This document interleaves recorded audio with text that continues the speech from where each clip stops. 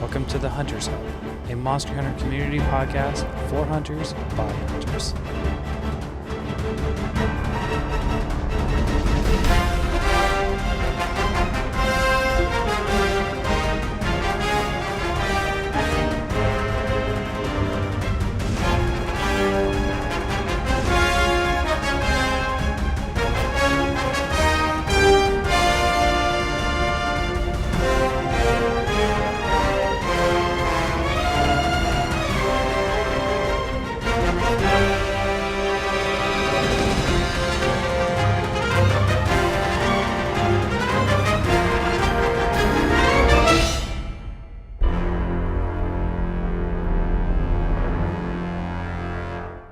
Welcome, hunters, to an exciting episode of the Hunter's Hub, episode 15.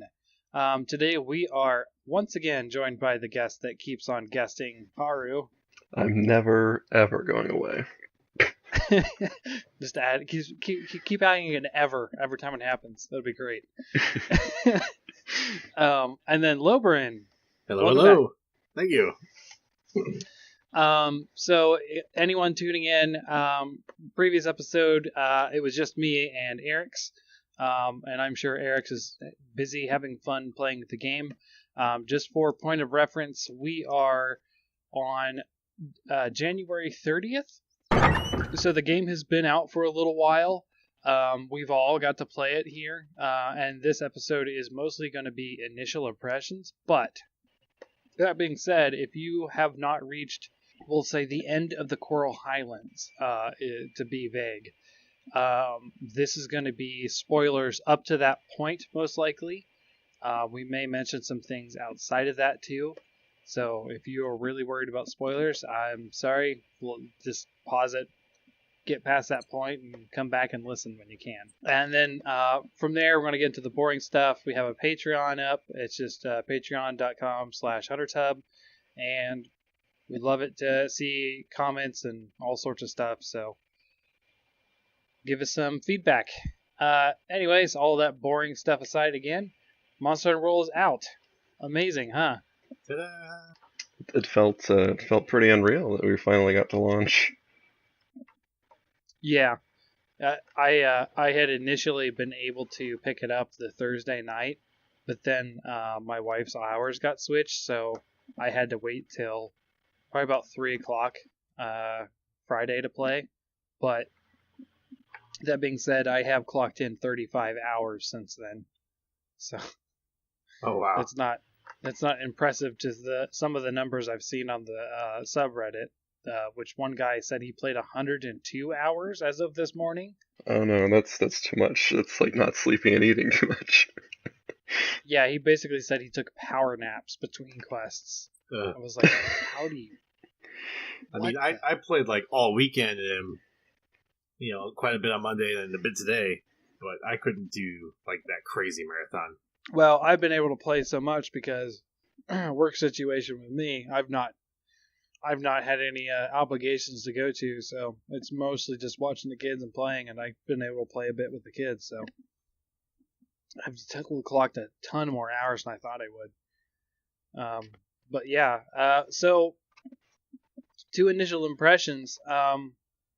Loborin, you mentioned that really quickly, just talk about, we had intended on using weapon A, and are we using still weapon A? And or if we switched or whatever. And just to answer that question really quick, I said I would be using the longsword, and I have used nothing but longsword. Yes. So join us. I've so far avoided the longsword temptation, and I was just avoiding it because that was one of my old best weapons. And unfortunately, the same can't be said of switch axe. I was like, I'm not gonna play switch axe. I'm gonna be a good boy and try other weapons. And no, I'm playing switch axe. I was trying to get into hunting horn, and I couldn't again. They've changed a lot. It's just not my playstyle. Like, every single time I'm like, yeah, this is going to be great and fun, and I just do it, I'm like, I could be doing something else. So it's not a bad weapon in the slightest. I just can't make myself enjoy doing it. So both those goals failed. But otherwise, been gunning a lot. I actually use bow. and I might pick that up as a full-time thing because Bow's pretty fun. Nice. And Haru, you're like me, just longsword all the way? A bit of both, actually. I've been mostly longsword, always main longsword, and then I've been playing the switch axe more than I did in the beta, more than I expected to. Still not totally comfortable with like the whole overcharge mechanic and like the zero sum discharge. It's just so exciting when you get to pull it off. Yeah, it looks cool. It looks cool from outside perspective too. Like watching people do it, it looks pretty cool. Yeah, the thing that's just kept me going with the Switch axe real quickly is I did not realize from the beta that they were going to make it rainbow colored vials. That it was just gonna be like red and fire the whole time, but you can get like blue fire, like green fire. It's awesome looking. Oh yeah, one of the ones I was using for a while had just this bright blue, and I was like, "Oh, this is cool." Yeah, I hadn't seen any of them. I've just done the longsword. It's cool. But yeah, I'm glad you're still sticking with your commitment since I failed mine. Yeah, I mean, I think I chose something different because I wanted to do something different. I mean, For You came out when 2015, so I played, or maybe 14. Yeah, it's 15 over here. Yeah, I'm trying to think in terms of my kids' lives. Yeah, it was 2015. So, yeah, so the whole 2015, 2016 that I was playing Monster Hunter was all Charge Blade. So, I mean, aside from this short stint of me starting out in Sword and Shield. So, I don't know, I felt like I was ready for a change, despite me playing Hammer for almost 10 years. I mean, yeah, I played Hammer for a good 6 years, maybe. So, I don't know why I felt like I needed to switch after 2, but I did. I do have slightly Hammer relevant news, which unfortunately I can't tell GOG, but Craig shots, or as they're called now, sticky shots, at least from what I've seen, don't knock players away from the head. I have been shooting Craig shots at everything I can, and not seeing players go flying and having Hammer people get mad at me makes me so happy, because now I can contribute that without worrying about pissing somebody off. That's strange. Because of course sticky shots are like a huge explosion, but I've been getting knocked away out of the long swords like spirit thrust, helm splitter combo, like right and left by the slicing shots, and so it's strange that those would have such a big trip on them, but the big explosive one wouldn't. That's weird. That's something I am planning on talking about maybe in the next episode or something like that. Is there's a lot of changes to bowguns, and me being primary bowgun, I am excited to talk about them. But I think that's going to be safe for another episode. Yeah, we can do that. Well, the biggest thing that I wanted to get into kind of all ties into multiplayer. Right. So there's... so just for reference, I'm in a clan called the Misfits, and it's whatever my friend called them. And he, myself, and there's 10 of us. And this is, now keep in mind, this is all from like my high school days, like OG crew. There was a lot more hunters back in those days than I remember. Because I only played with 2 other guys all the time, I mentioned. And those were my 2 best friends in high school. And I do remember, the other guys playing here and there. But since then, a lot of my other friends from high school have gotten into it. So I've been playing with people from my high school that I'm, over 10 years removed from. And it's been hilarious. It's been awesome. But the crazy thing is, I love the clans, by the way, that really alleviates a lot of the issues that I'm going to get into here, is the story actually gets in the way of playing together in a very annoying way. Yes. And I would say it is my only real gripe with the game. It is weird. Haru, Loborin, have you guys like tried to play with other people constantly, or just doing SOS players, or how are you guys doing your multiplayer, or at all? I've tested it a little bit, we haven't gotten to mess with the clans yet because the people I was going to make clans with, we all suck at communication, so we haven't done that yet. And as for the actual multiplayer aspect, I have been loving it quite a bit. Answering SOS calls is fun. Yeah. I did find what made it a little bit easier to join groups and get in hunts is to instead go into when you first start the game, go to just join session and automatically have it matchmake you, and it'll usually just jam you into a room full of already 10 or 12 people. Sorry, Xbox One people, maybe not yet, but soon. And they found a workaround, thankfully. You said they fixed it? No, they found a workaround. Oh, okay, good. And by the time this podcast comes out, we don't know how the situation will be on Xbox, so just disclaimer. That's true. Yeah, at this point, they might not be able to do this. But anyway, click on just join session and get auto-matched in.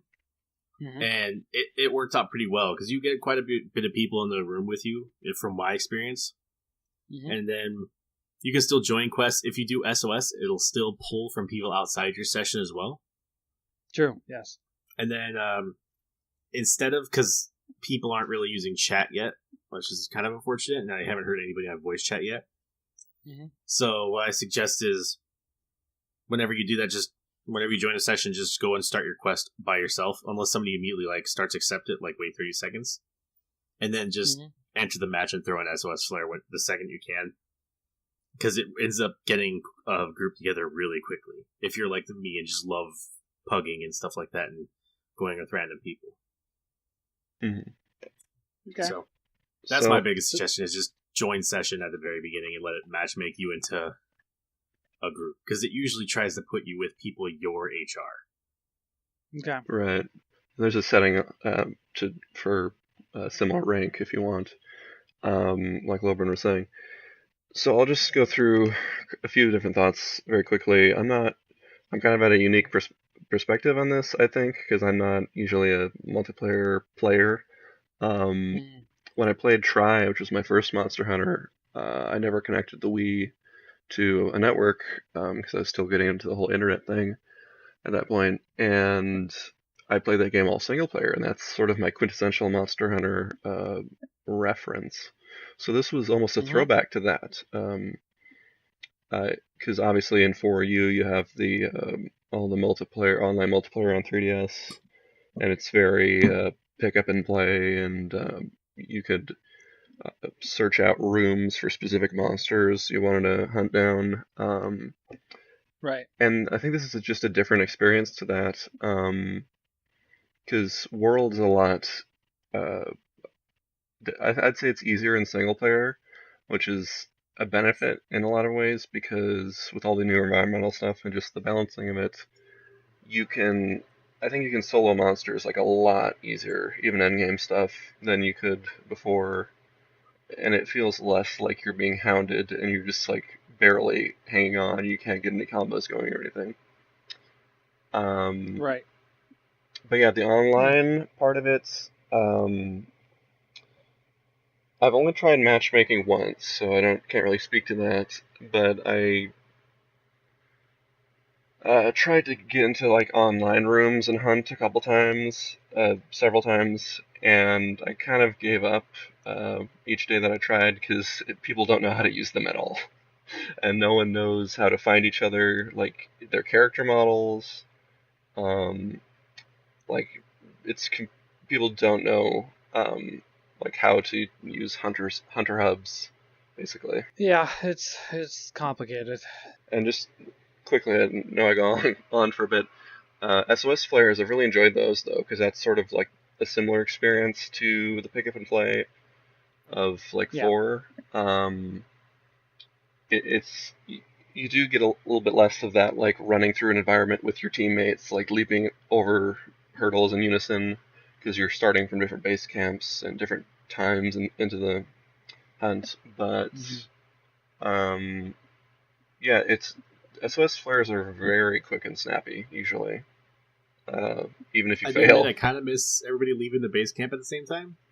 But yeah, also it does fit the idea of an SOS flare. Everybody just kind of dropping what they're doing and running in from all directions to help you out. Mm-hmm. Yeah, I agree with that. That's fun. I popped an SOS flare earlier. Of the idea. Oh, sorry. I'm just saying it fits the story of the idea. Oh, yeah.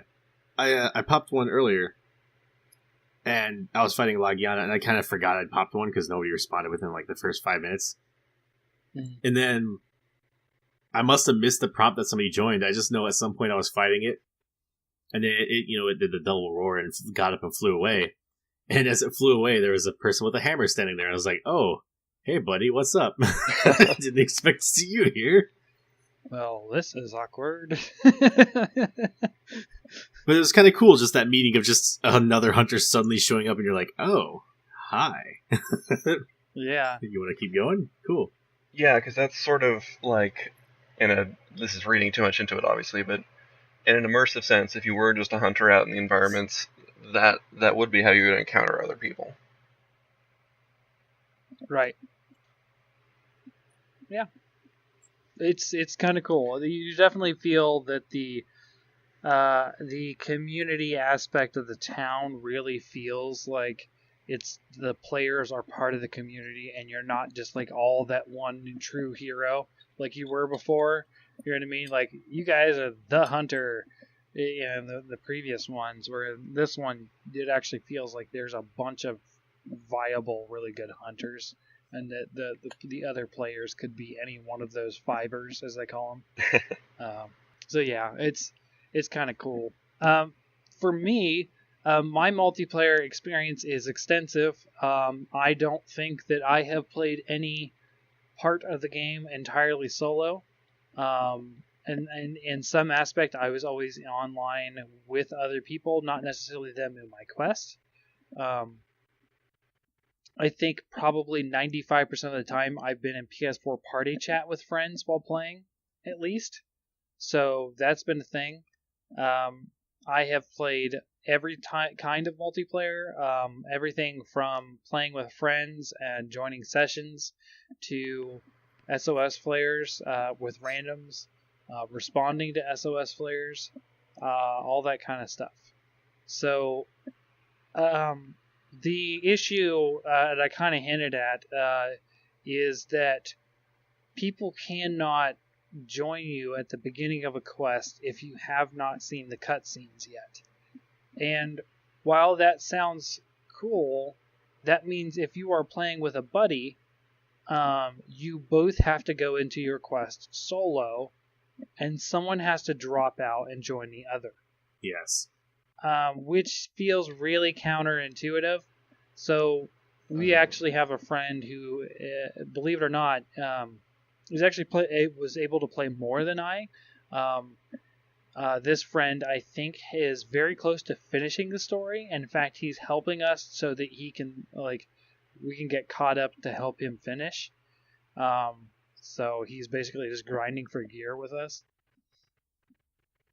This guy has been now helping us all the time, and what would happen is we would have 2 or 3 people start a story quest, and he would go in and help one, and then when those 2 were done, because they would inevitably get done faster, they would then, once they were finished, jump into my quest, and then go from there.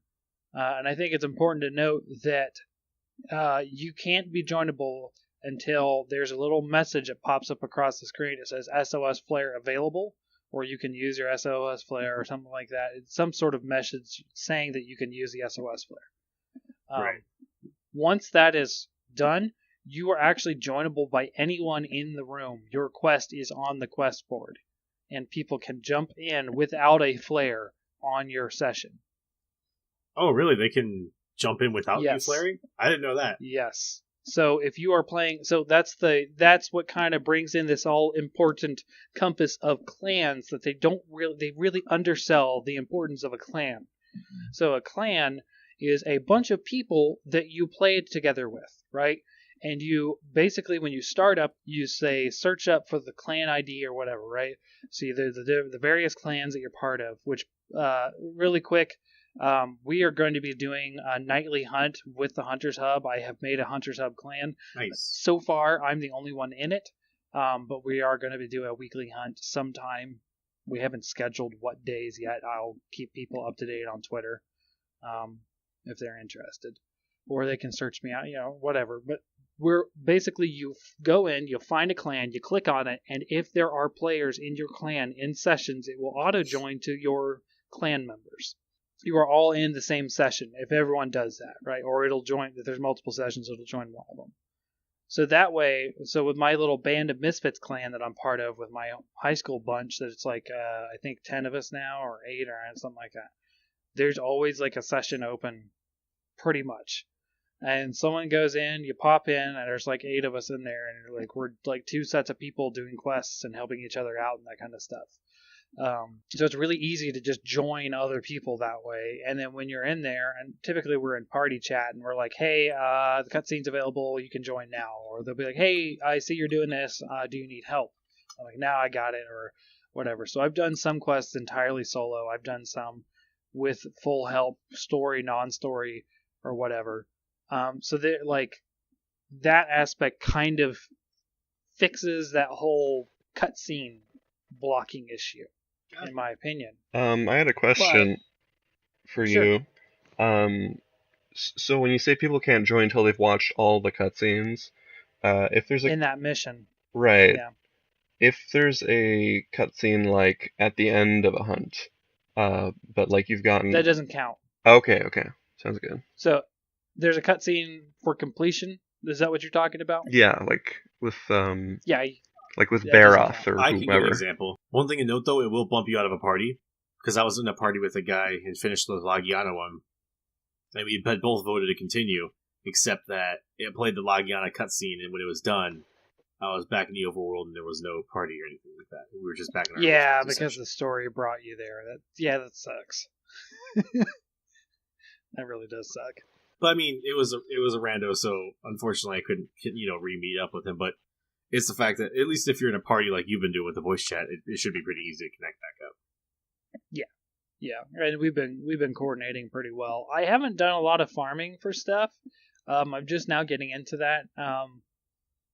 Been building up some Juritatis. I'm in plus level quests.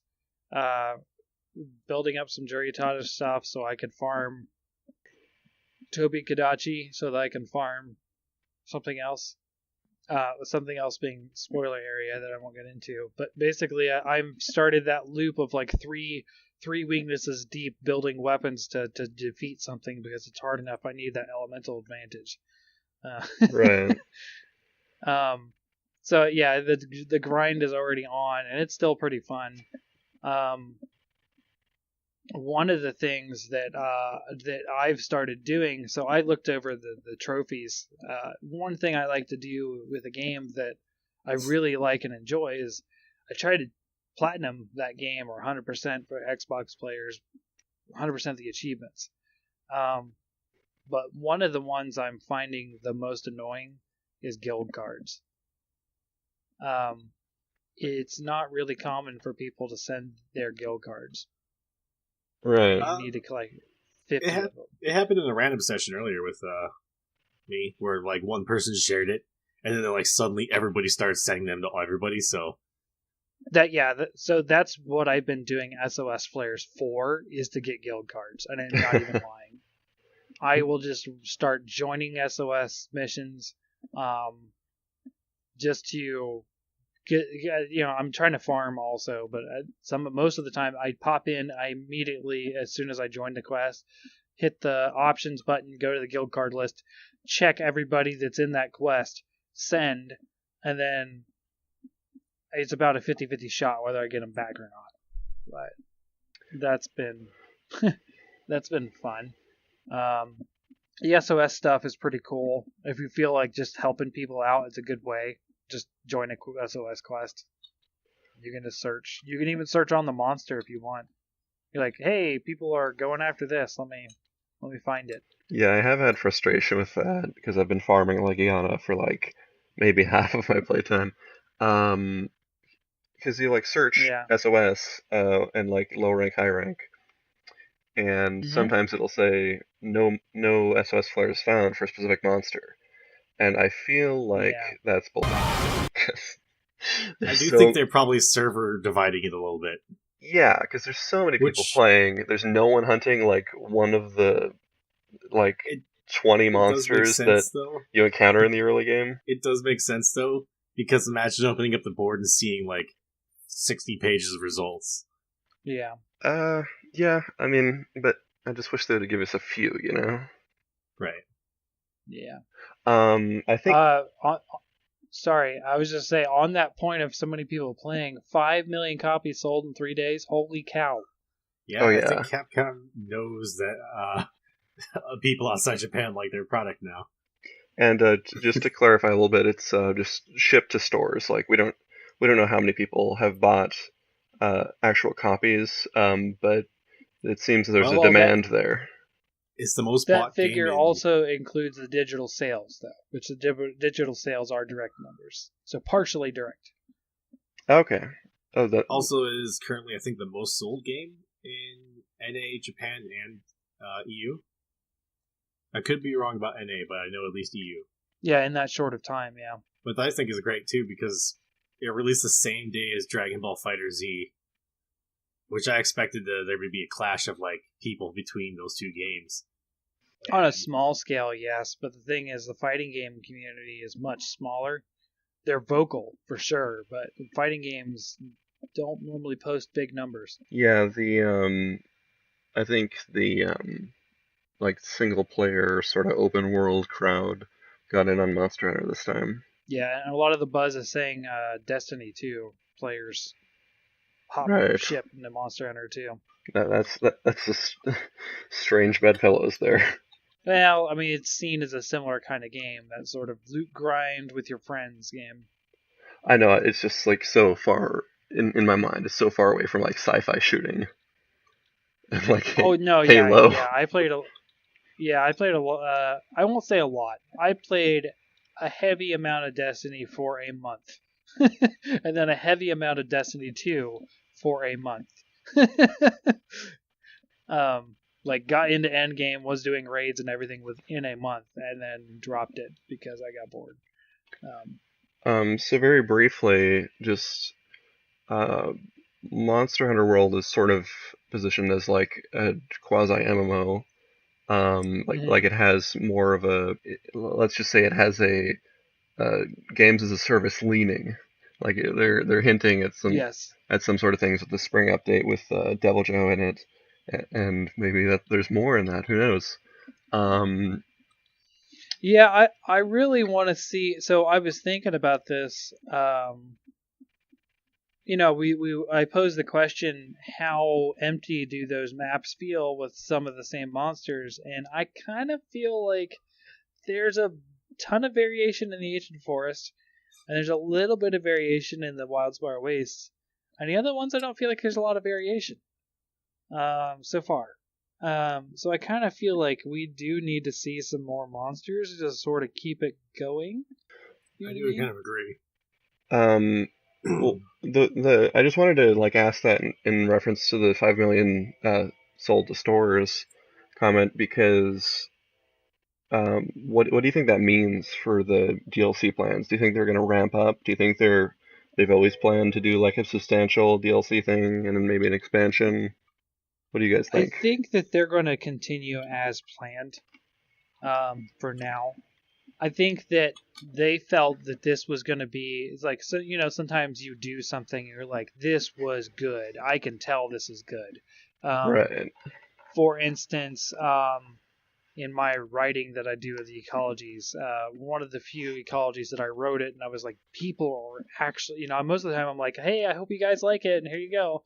When I post it on the message board that I do, another subreddit, there was one that I posted with the ecology of the Hydra that I was like, no, I got this. Like, this is going to be good. This is my best one yet, right?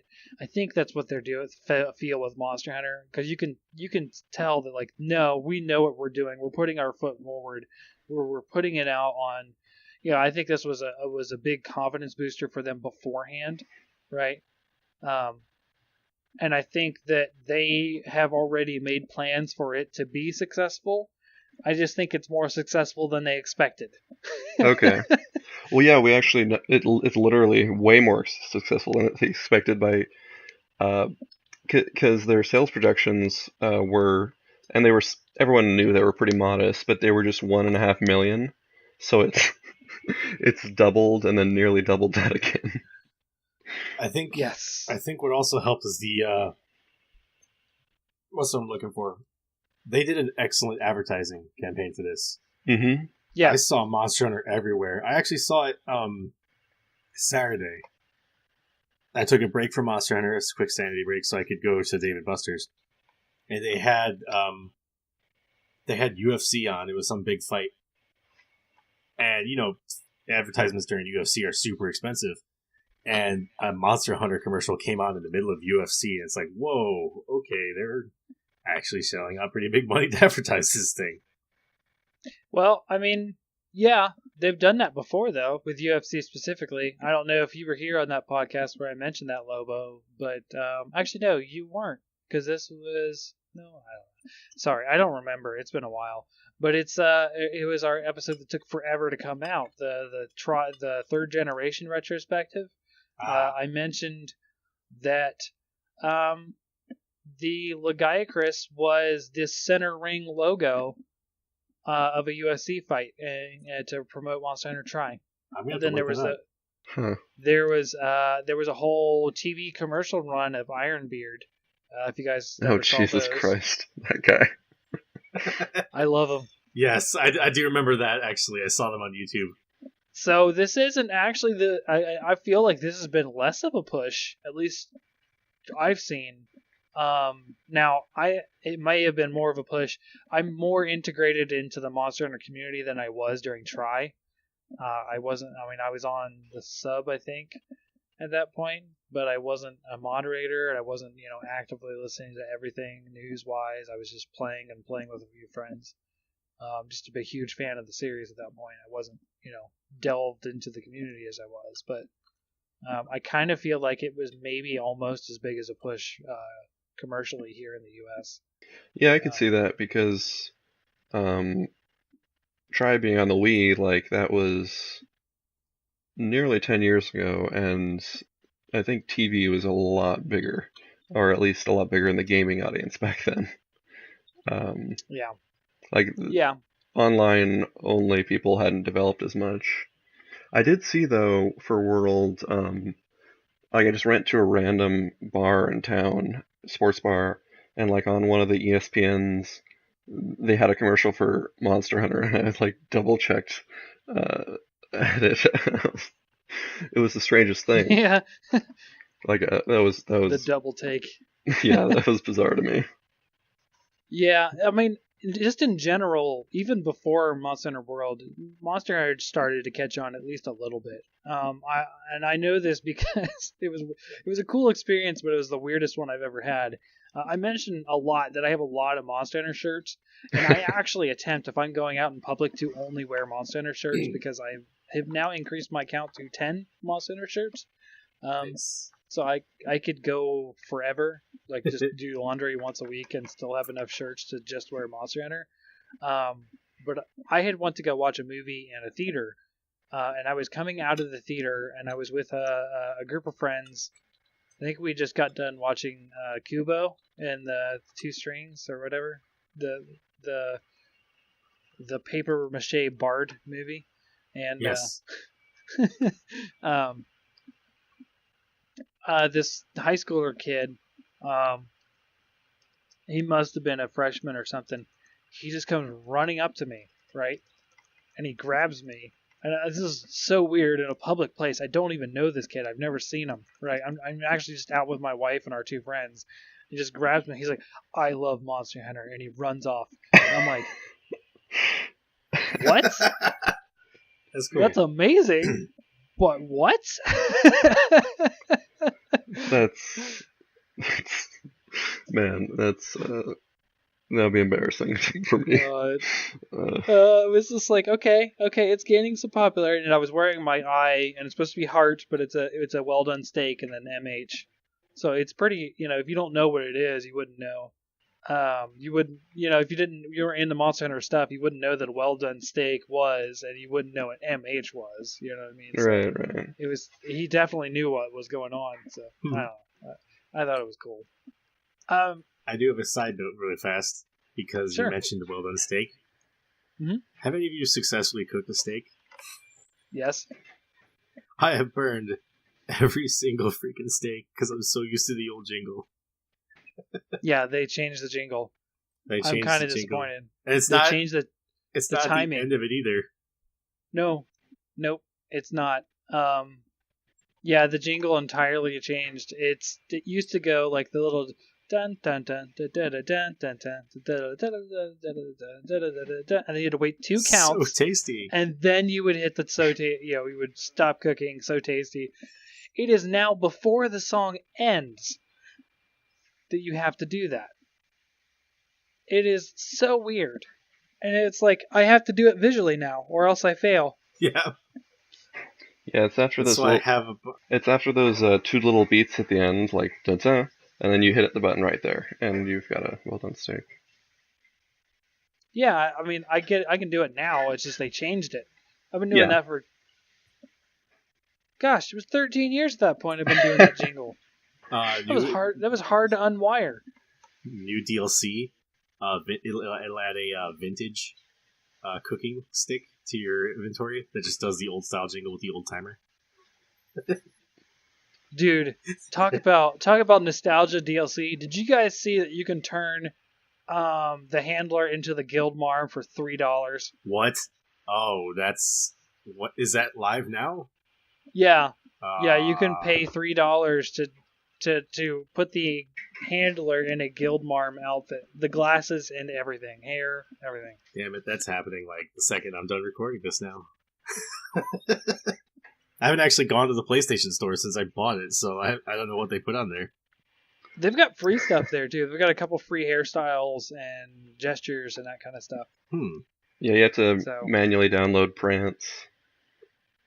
Yes. Oh, Prance is there? Okay, I thought it was dead. They're not charging for Prance. They're not murderers. When I got the game on launch night digitally, I started it up and I was like, wait a minute. So I quit the application and went to the PlayStation Store and I just bought like all of the things, all of like packets of microtransactions except for the Guildmarm one, and then I like, okay, now I'm ready. Started the game up again. I didn't buy anything. I just downloaded all the free stuff. Okay, yeah. It was actually one of my friends in the clan that was like, "Hey, did you know you could buy stuff here?" And he's not as experienced in Monster Hunter, so he had no idea why I was freaking out about a $3 guild marm. He's like, "I don't even know what a guild marm is." Okay, calm down. And I'm like, but they're charging $3 to just like hook on people's nostalgia for 2 games ago. Like, oh my gosh. And it's working. Really? I think the price is pretty fair. Like the fabric animation on her is pretty good. I have not used it, and I will not be using it because not that I don't like Guildmarm. I don't think I want to spend $3 to change the character. I think that Handler is enough of a character on her own that she doesn't need to be dressed like someone else. Yeah, I agree. See, $3 is half of a Subway sandwich. I am absolutely willing to give that up. One thing that I really want to touch on before we talk about initial impressions and that kind of stuff is something that not a lot of people, even my own clan, knew until I explained it to them, is the investigations. I love investigations. Yeah, so a little bit of context. There are types of quests. There are the assigned quests, which is your story missions, which is how you progress. There are optional quests, which are basically the non-key quests. If you're a previous Monster Hunter fan, optional just means you can do them. They're not required, but they're good to do because they give you stuff. They upgrade your barbecue area. They upgrade different facilities in the thing, on top of doing deliveries. So investigations are basically randomly unlocked special challenge quests that happen when you acquire points. And they're kind of random, but they're equivalent to around the hunt you're doing at the time. So for instance, you are hunting a Baroth, you can look at his mud and you get an investigation to hunt Juritatis and Baroth. And they have special conditions. Sometimes it's only 2 hunters are allowed. Sometimes it's like all 4 hunters are allowed. It's this one monster. It's got great rewards, but you have to do it in 15 minutes. I've had one where it's one cart. You're only allowed one cart. That's it. Yep. Yes, that's true. And I've seen a couple that are one cart. But the cool thing about these things is they have extra rewards that could have, depending on the level of the rewards. So there's bronze, silver, gold, and that's random based on the quest you find. You can actually farm pretty well. The big drawback to that, though, is if you find a really good one, there's a limited amount of attempts. So if you post this quest, that takes away an attempt. You cannot post it once you've ran out of attempts. So you have to find a new investigation to fill that up. I do have a positive on that, though. Generally, as you're doing that investigation, because, say, example, you're farming Toby, and there's not a repeatable quest for Toby. You can't just go back and do it again. At least, you can do the assigned one over again. Oh, you can? Okay. For some reason, it wasn't letting me at the time. Maybe it's because I hadn't talked to somebody. But example, you just want to beat up Toby over and over again. So you post your investigation for Toby. You do it.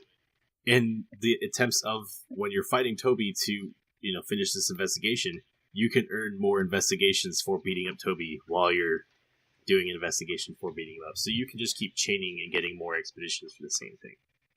True, but it is a random chance, and you can get it from other things in that area at appropriate. Yeah, it's random, but it's like you get these things like they're passing them out like whatever it is that's cheap that people pass out often. I get like Halloween candy. It's a lot of them. I get them for shattering parts a lot. Like 50% of the time, if a part breaks, I get an investigation to go with it. Yeah, for breaking parts. A lot of times on tail severs. Yeah, for killing small monsters or even just picking up tracks, you get them. Mm-hmm. And I love them so far. Yeah. They are my de facto way to farm. If I need to farm a monster, I am doing investigations. And a lot of time, what I've been doing is sort of pairing up my hunt for guild cards with investigations. So I have been doing investigations for plus level Juritatis, because I need some of his parts to make a better water longsword. So I will post the quest, immediately shoot the flare when I'm in the quest, and just start. And then hopefully people come in, and as soon as they pop in, I send the guild card with hopes they'll send it back. Doesn't happen most of the time, but hey, I'll get there eventually. So investigations, I think, are the correct use for vouchers, like your daily bonus voucher. At least in the early game, because spending them on a multi-monster quest that's like 2 smaller monsters, like the one I had was Puke and Jagras, because I was farming them. Yeah. If you burn a voucher on that, like the base reward can be like up to like 14,000 Zenny, I forget. And then you can just double that to like 20, 30,000, and you just get this big payday at the end of the quest. Oh, do it on ones that have like a higher payout. Okay. Yeah, and it's usually multi-monster quests like boost the reward money. I think you have to do them in solo though, because otherwise they will divide the rewards. Yeah. So, have you guys had Zenny issues in this game? Because I've noticed that it's been hard to keep Zenny. Yes, but that's just because I make a lot of stuff. Like, unnecessary amounts of stuff. I don't. I still have Zenny issues. Yeah, I craft a lot of different sets and armor. And I was running a little bit low on money, but then I started using this, definitely not an exploit, and I think it's actually intended, honestly. But I could empty and refill my account in a couple of hunts. It was really, and a couple of several pieces of armor crafted. So it was pretty freeing compared to Generations, where you always felt money starved. Yeah. So a couple of my friends have taken to golden fish fishing in the Rotten Vale. They will specifically take quests to go fish with golden fish, and they would like. So I was farming stuff, right? And they're like, "No, we're gonna go get some zenny. We're running low." So the two of them went off, and they would just be fishing entirely. The whole time I was hunting, and they're like, "Yeah, we just got what was it? Like 200,000 zenny or something." Like, yeah. Whoa. Like they're like, holy cow, dude! I was like, I'm guessing on the number, but it was insane, right? Because they're just fishing, and they're using the wet fish because they one of my friends loves the wet fish over the normal whetstone because it's one swipe or two swipes and it's done. It's a lot faster. He's like, okay, I get that. So like, it's kind of weird. Like gathering in this game is awesome. Yeah. In a very different way, because it's like I have never not picked up an herb that I can, even if I'm full, I'm still picking up herbs. Like, I'm crafting mega potions all the time. Like, I go in with potions. I don't drink potions. I never drink potions. I use megas, and I find honey, and it auto crafts mega potions. Oh, since we were talking about first impressions, auto crafting is the greatest thing I've ever had in a Monster Hunter game. As a gunner, it is a godsend. I imagine so. Oh yeah. Some of those plants, here's 40 of this. Yeah. And you find like one thing, it's like, boop, here's like 7 pieces of ammo. I will go into much more detail about that later. But yes, you can gun from MR1 now. You have no money worries anymore. You're fine. Because you pick up one latchberry and you get 40 pieces of pierce ammo or something ridiculous. Yeah, I was going to say, in my group that I normally run with, so I'm a longsword main.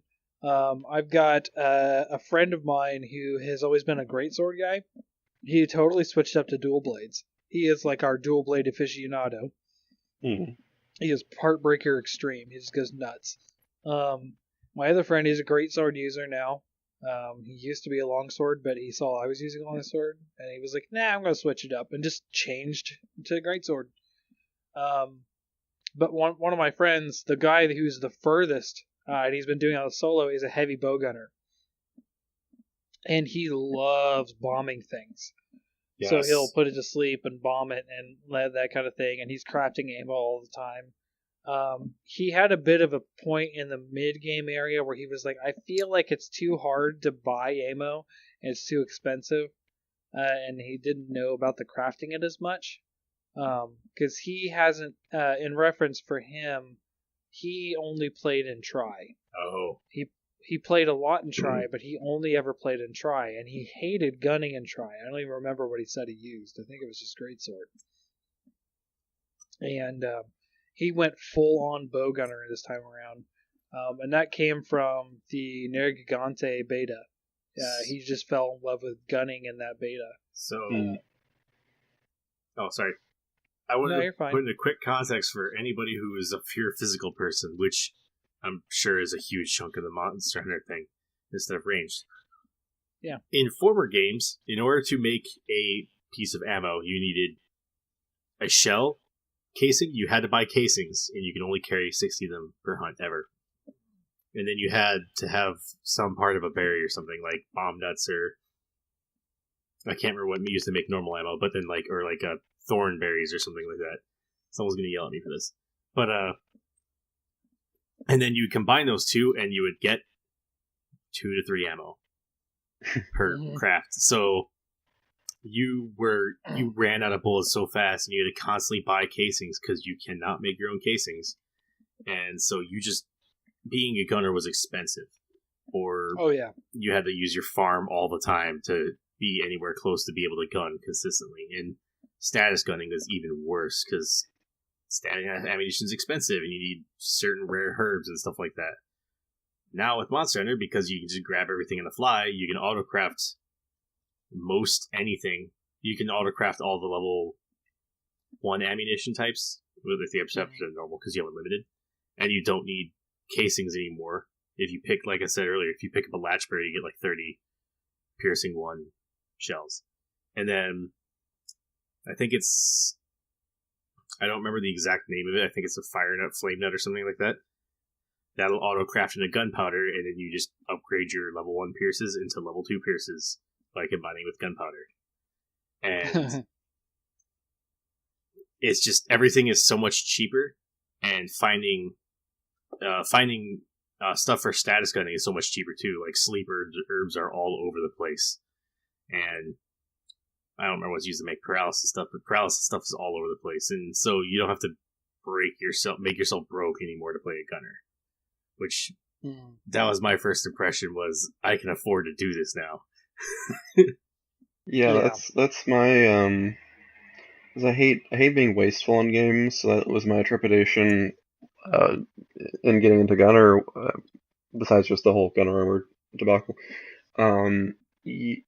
was like, if I'm missing a shot, like, I spent time to get that bullet or that round, and like, if you're missing with like the more expensive ammo, I was just like, ugh, like, I can't. It hurts too much. And things like in older games, until you hit like end of high rank, generally didn't mess around with stuff like sticky ammo or cluster ammo, because that stuff was very much expensive. But now I have a hunter rank 3 bowgun that can fire cluster 2 and sticky 2 ammo, which is insane. And I actually have cluster 2 and sticky 2 ammo to fire for once. So it's actually it's a really nice change. The Blade Masters don't really like the cluster 2s, but I do. Oh yeah, my friend, he's like, hey, watch out, I'm gonna use the explodey shot, is what he calls it. I ignore him because I just helm breaker over it all. But oh, you mentioned getting shot out of the sky by slash shot, because that's also one of the cheapest ammo types. Right. And it does a lot of damage for once. Like, I cut more tails than the people I group with. And it's like, just hit the tail no matter how tall it is. It's nice. I haven't ran into that a lot myself, only because I don't think that my friend uses that, because we're all Blade Masters and he's the one gunner. So he's like, why would I do that? No, you guys are just going to cut off a tail. So right. I've also gotten swatted out of the sky, more so in the beta when everything was essentially free. But out of that Helmbreaker attack for the longsword, the cluster shots have really knocked me out of that a bunch, too. Oh, yeah. I'm trying to be conservative with them, but I just managed to get over them. Yeah, if I get hit by them, it'll knock you out. But I don't know. I've hunted enough with this other guy. Like, I think every time that I've hunted with other people, he's at least been involved like 99% of the time, that I know when he's going to use it and that kind of stuff. Like, we already have this rapport of when he's going to do things. So I don't really run into it too often. And sometimes he'll do it like when I'm up in the air or something like that. So, like, if you manage to land the hit before you get knocked away, you don't really have much of a problem. But yeah, you can get knocked out of it with cluster. I do have a friend who's currently playing, Attack on Titan with Insect Glaive. Like, he's trying to play, the floor is lava with Insect Glaive, and he complains. Yeah, my brother's doing that because he gets nailed all the time with slicing shots, piercing shots, spread shots. Like, everything hits him for some reason. Bullets are attracted to the Insect Glaive. Everybody hit the bird. Oh, there's a new skill or something called like aerial or something, and it prevents like knockback in the air. I wonder if that would work on like tripping too. It's jumping, I think, is the skill. Yeah, that sounds right. I know that Tobi Kadachi's armor has a lot of it. Yeah, I think I got it on Legiana's or yeah, no, I think it was just Tobi Kadachi's. Yeah, I had full Tobi Kadachi. It was the first low rank set I made. By the way, thank you, Toby, for giving me a evade extender very early. Yes. Switch axe and heavy bowgun, thank you. Right. And longsword. Really? Although I ended up not being able to counter as much as I thought I would. Just because it's, a lot of it's learning. But I'm getting better at the counter. Oh, yeah, I will point this out. Because we're talking first impressions. Beta Anjanath was a baby. You could push him over. He was super easy to fight. whatever. Monster Hunter Worlds, for real, Anjanath is terrifying, and I hate fighting him. It is Jurassic Park 1 T-Rex. Holy cow. This thing is intense. So I was going to mention this, the turf wars, right? Mm-hmm. The turf wars, they seem to happen most of the time the monsters see each other. I've not really seen a lot of situations where that doesn't happen if they have a turf war. Right. Anjanath has a turf war with both Great Jaggers and Tobi-Kadachi and Rathalos all in the Ancient Forest, so he can just turf war all day, except he'll lose with Rathalos. So we were in, that area that has the giant overhanging boulders that runs up into the upper nest area? Yeah, like central ancient tree place. Yeah, so like basically the floor of the ancient tree. The Anjanath was in that room, and then both Tobi-Kadachi and Jagras arrived at the same time in the room, and then it was like turf war. I was like, what? Because like you see them pop up on the research points. So this was a quest that all four of us were fighting, or no, it wasn't all four of us. It was three of us. We were helping out someone who wasn't as far as us, and Anjanath just beats the crap out of Great Jagras, and we're like, okay, yeah, pretty normal, and immediately gets in the turf war with Toby right after he finishes with Jagras. Just turns around and just smacks on Toby. I was like, oh, okay, Anjanath is a little ticked off today. I've never actually seen him fight Toby. It's cool. I mean, I'll give you a little bit of spoilers. Angie wins. Everybody keeps calling Toby Lightning Squirrel. Really? I call him Lightning Ferret.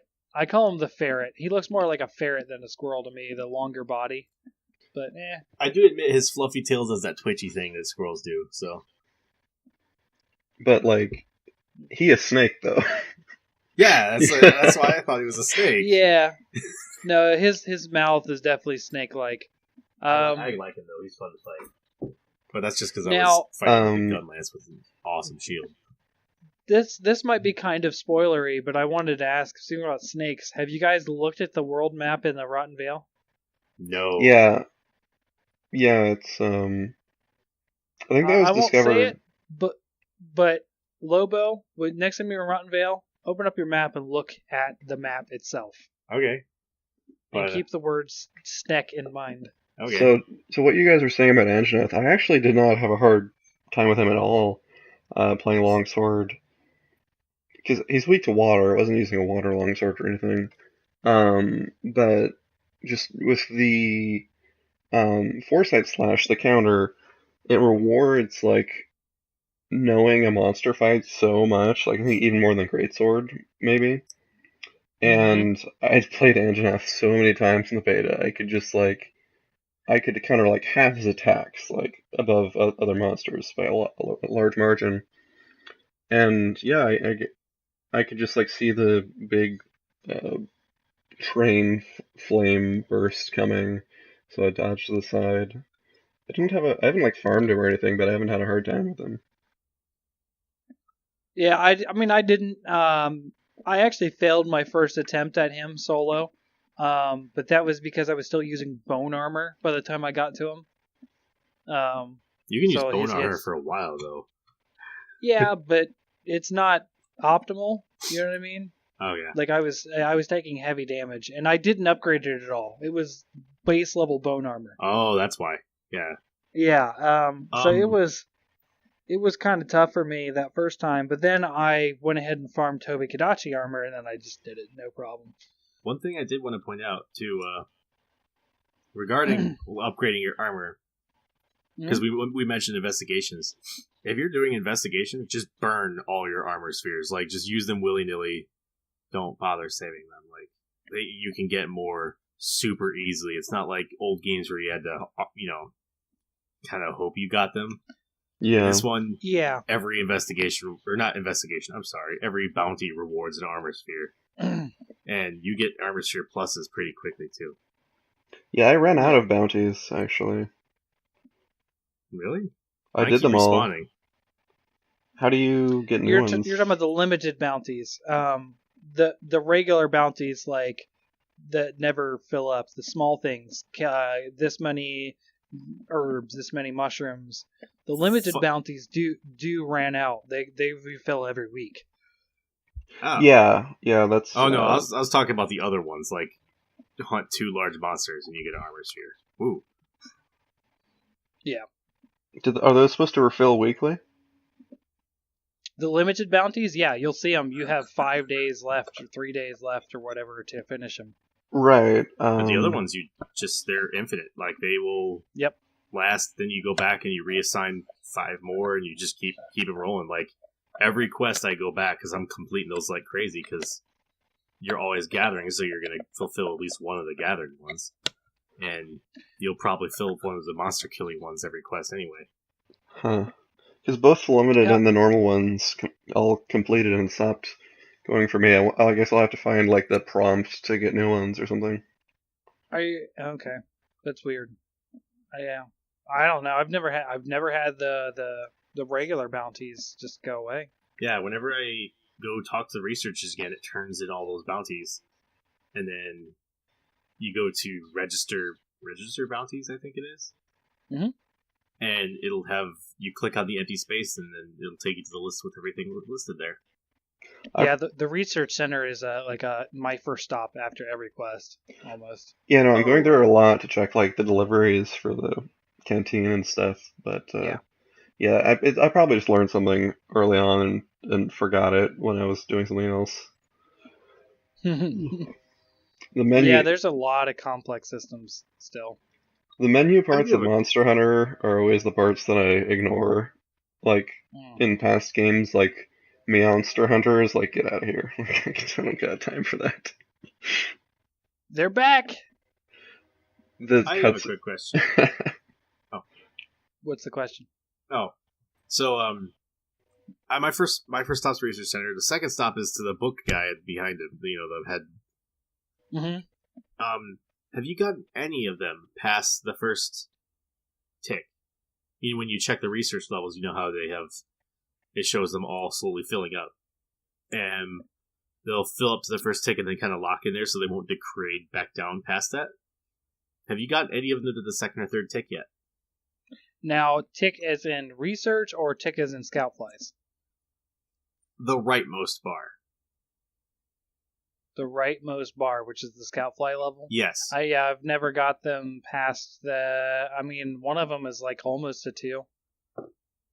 Okay, because I haven't quite figured out how to keep upgrading that. I think you have to consistently hit the same monster over and over and over and over again until it clicks into the next level. I think as long as you're gathering evidence for that monster constantly, you'll just get there. Yeah, I've just been gathering the tracks a lot, and I haven't captured a ton, but I've captured when I can, and that's what the NPCs tell you to do. So maybe that has something to do with it. Yeah. The research. I don't know what you want to call the left side, the nodes. The research nodes do affect the right side too. Okay. So the more research you have on a monster, the easier the scout flies have a time of finding monsters and doing that kind of stuff too. For instance, I have so far on Anjanath, I want to say, so you have 3 nodes for low rank, and then high rank you get another 3 nodes. I don't really think that's too much of a spoiler for people. I mean, it's just the research nodes. But I have all 6 nodes for Anjanath. And he's the one that's the closest because I have been helping people farm Anjanath, and I have been farming Anjanath because making his longsword is just something I wanted to do. I don't use it. I don't like negative affinity, but and it's got negative 20%. That's really high. Yes. 1 in 5. I mean, it's a good weapon, but I'm not chancing the crits. So. The longsword takes a lot of Anjanath fangs, and fangs are not easy to get. I would say more so than nose bones in my case. which nose bones are like the more rare item. And then I've had so many Anjanath plates from doing investigations and helping people out that I sold plates to make some armor. I had 9 plates. Wow. And I was like, I don't need plates. I don't. Yeah, that's the strange thing is, like, I got Legiana plate on my first hunt, I got Anjanath plate on my first hunt, I think I got a, whatever the thing is for Odogaron. Yeah, it seems the plates are a little bit more readily available. They might have changed that. I'm upset because I'm getting plates for Legiana, but I need the frost sacks. And yeah. I just need one, and they don't appear. They don't exist to me, apparently. Yeah, I'm having the same... Man. Investigations. I'm having the exact same problem. It's the frost sacks, and then, like, you have to damage the tail in every hunt because so many of the weapons require tail webbing, I think it is. Oh, yes. I like that at least you can see now. That's another thing, first impression thing. Being able to look at what drops what instead of going to the wiki yeah. is really cool. Yeah. Especially since the wiki has a bunch of, like, spoilers on it right now. I have to be careful browsing YouTube. Oh my gosh. Yeah, everywhere is pretty dangerous until you finish up. It's why I haven't really kept up with a lot of things. Mm-hmm. Speaking of which, we got a little bit of publicity, Monster Hunter wise. Not the Hunters Hub, but Monster Hunter in general. On some of the podcasts that I listened to, they had a whole like good section on Monster Hunter sales in a lot of the podcasts recently. So that was good. I do know Jesse Cox and a couple of the other big YouTubers are actually giving it a try too, so that's making me happy seeing people with lots of subscribers. Holy cow! I have not seen if Jesse Cox. I know that Pro Jared has been doing a Let's Play, but Jesse? Yeah, well, he did it back in 3. I think Jesse was participating. He did it in 4 Ultimate. Yeah, and now he's doing Worlds again. I have not seen this. Him and Dodger both like Monster Hunter. Dodger more so. Sorry for the typing. I'm just gonna check real fast.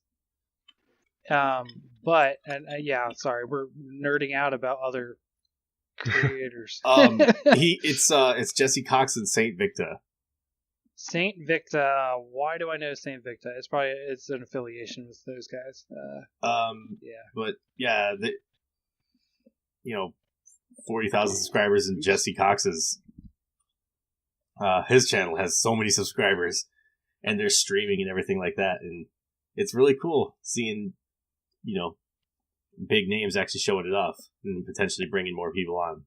We talked about gathering, but I have been obsessed with the small creatures, the indigenous life, I think they call it. Oh yeah. Putting them in your house. You mean Animal Crossing? Yes. Oh man, dude. So the same friend that was talking to me about the DLC stuff. We were just it was just us one night because I've been staying up till 3 or 4 in the morning playing. I'm not kidding. I've been staying up late nights playing, and it's just me and him.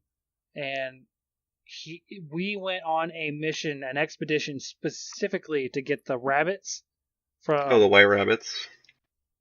Yeah. It's from the Wildspire Waste, the desert bunnies, to put her in our house and then do some fishing to get some fish in our house.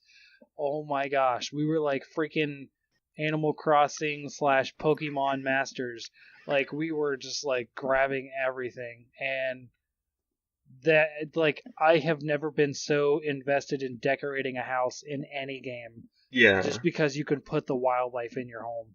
So I have I have some even worse news for you. Uh-oh.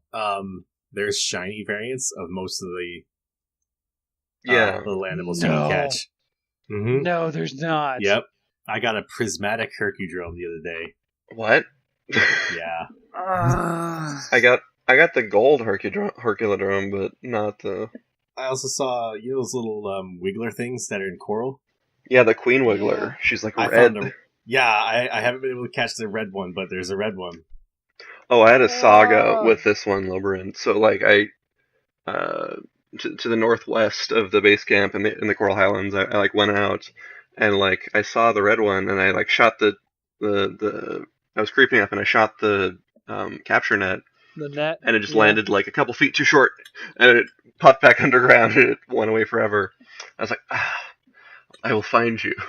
So on a random online hunt, I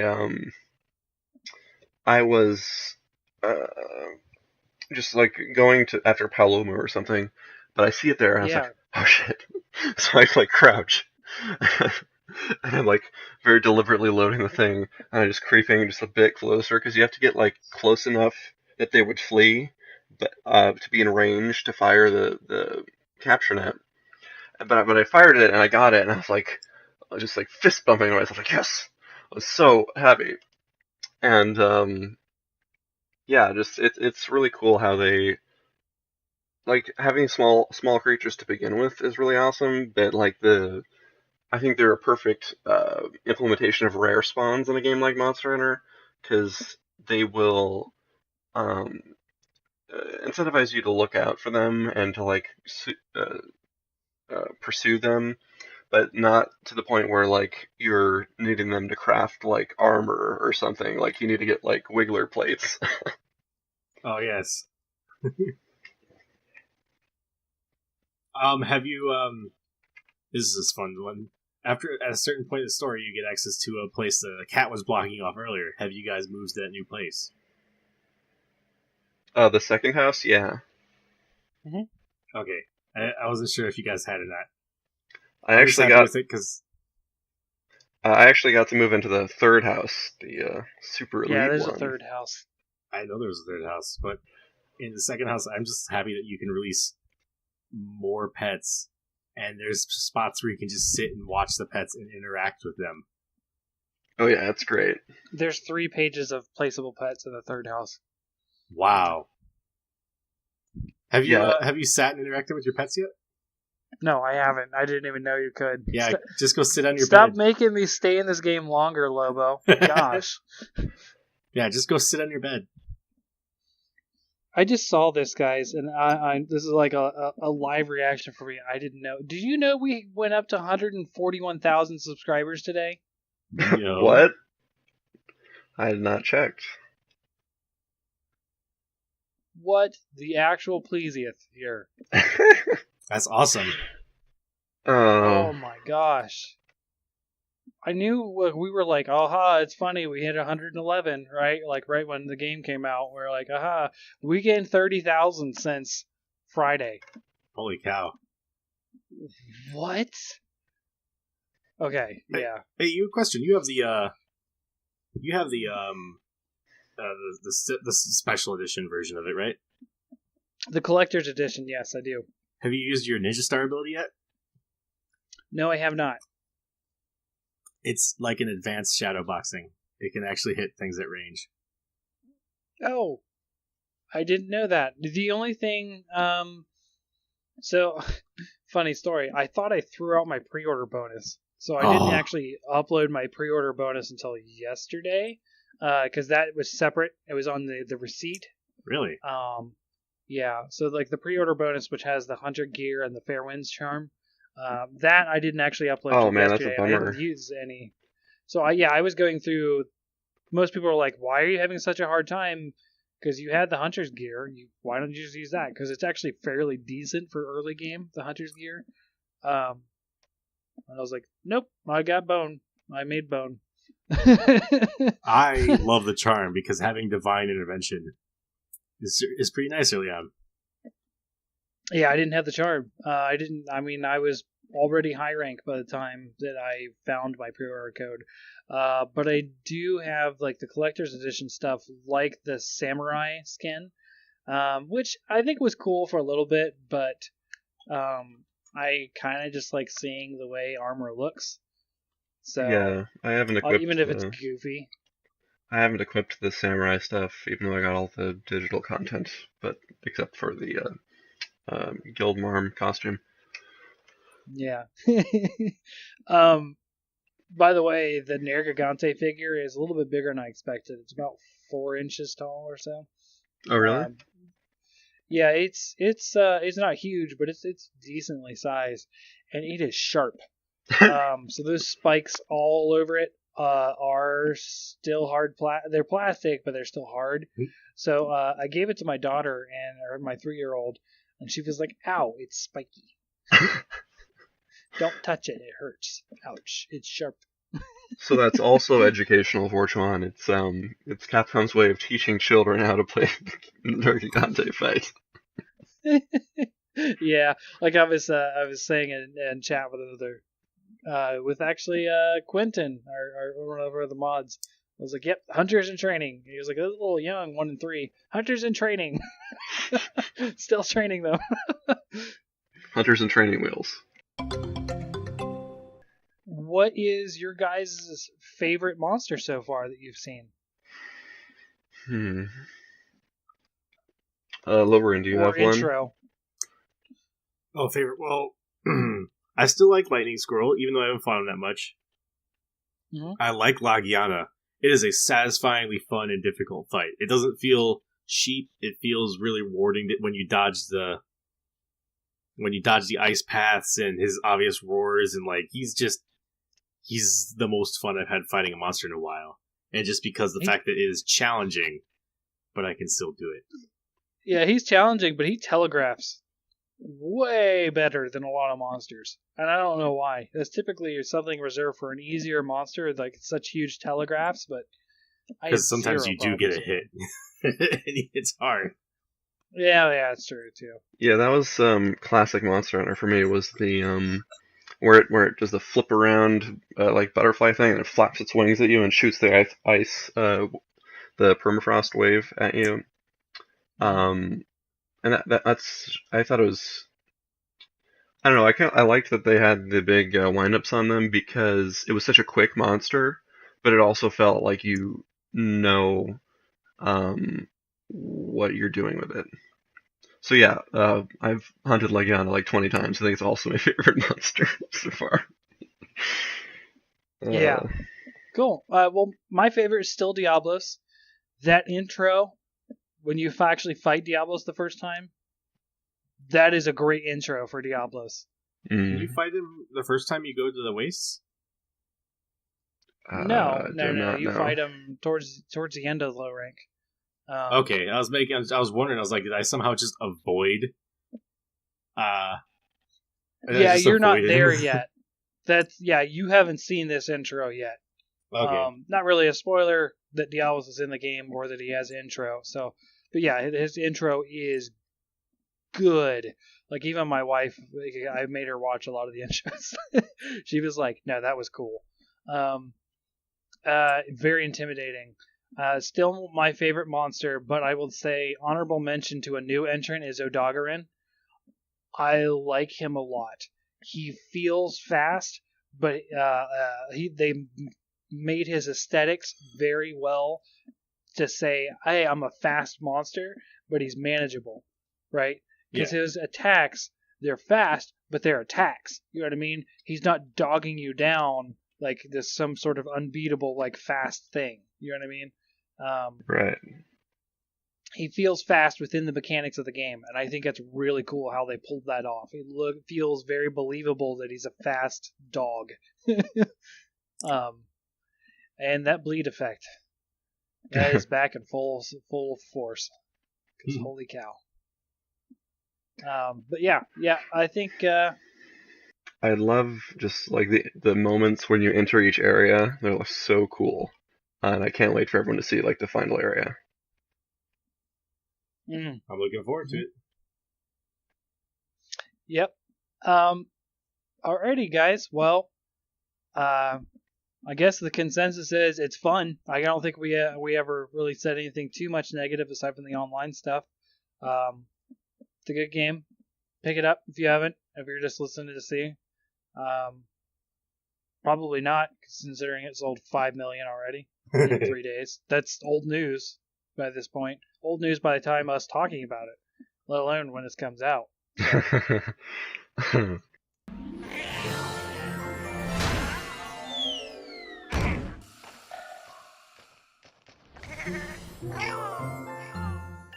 So. Yeah. So, alrighty.